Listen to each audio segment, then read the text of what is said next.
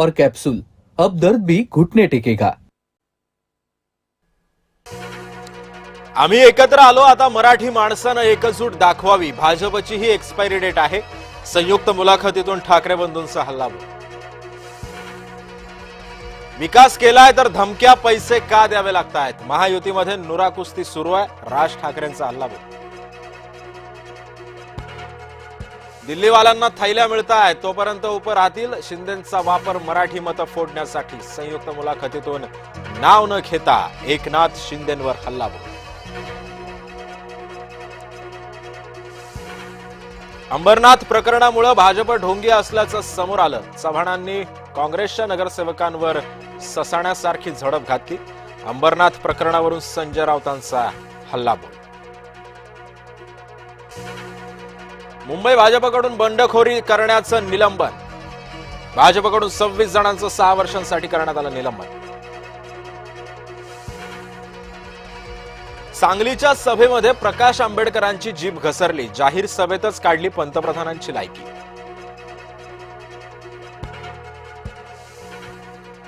रोज खा मटण, भाजपचे दाबा बटण। अशोक चव्हाणांचा मतदारांना अजब सल्ला। मुख्यमंत्री फडणवीसांच्या आज मुंबईमध्ये 4 सभा। वसई, भाईंदर, अंधेरी, चेंबूरमध्ये सभांचं आयोजन। सभेतून मुंबईकरांसाठी काय घोषणा करणार याकडे लक्ष। आज ठाकरेंची तोफ नाशकात धडाडणार। सभेसाठी नाशिकमध्ये उबाठा मनसेची जय्यत तयारी।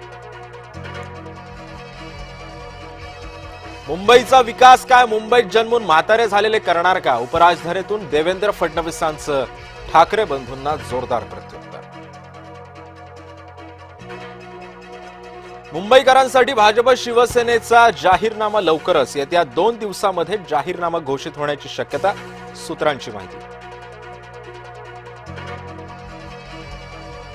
10 जानेवारीला पुण्यासाठी दोन्ही राष्ट्रवादीचा जाहीरनामा होणार प्रसिद्ध। दोन्ही राष्ट्रवादींच्या जाहीरनाम्याकडे पुणेकरांचं लक्ष। भाजपची अवस्था पिंजरा सिनेमातील मास्तर सारखी। आता तुणतुण घेऊन थांबल्याप्रमाणे स्थिती। जयंत पाटलांची भाजपवर टीका। मुंबईतील निवडणूक संबंधित याचिकांवर आज सुनावणी। अर्ज फेटाळणाऱ्या अधिकाऱ्यांच्या मनमानीला लागणार चाप। 103 कोटींचं नुकसान केल्याचं ईडी प्रकरण बंद। मोहित कंबोज यांना मोठा दिलासा। रस्ते अपघातातील जखमींना तात्काळ कॅशलेस उपचार मिळणार। देशभर महत्वाकांक्षी योजनेला गती। 7 राज्यांमध्ये होणार अंमलबजावणी। पश्चिम रेल्वेच्या आज उद्या 250हून अधिक लोकल सेवा रद्द। 6व्या मार्गिकेसाठी कामासाठी लोकलवर गंडांतर। ईडी छाप्यांच्या ठिकाणी ममता बॅनर्जींकडून पुरावे ताब्यात। ईडी अधिकाऱ्यांनी लावले गंभीर आरोप।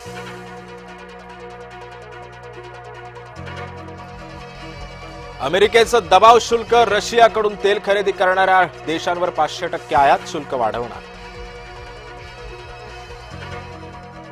आजपासून WPLचा थरार। पहिल्याच सामन्यात गतविजेत्या मुंबई समोर बंगळुरूचं असणार आव्हान। तिलक वर्मावर शस्त्रक्रिया। न्यूझीलंड विरुद्ध 3 T20 सामन्यांना वर्मा मुकण्याची शक्यता। बांगलादेश क्रिकेट मंडळाचं पुन्हा आयसीसीला पत्र। सुरक्षेचं कारण देत भारताबाहेर सामने हलवण्याची केली मागणी।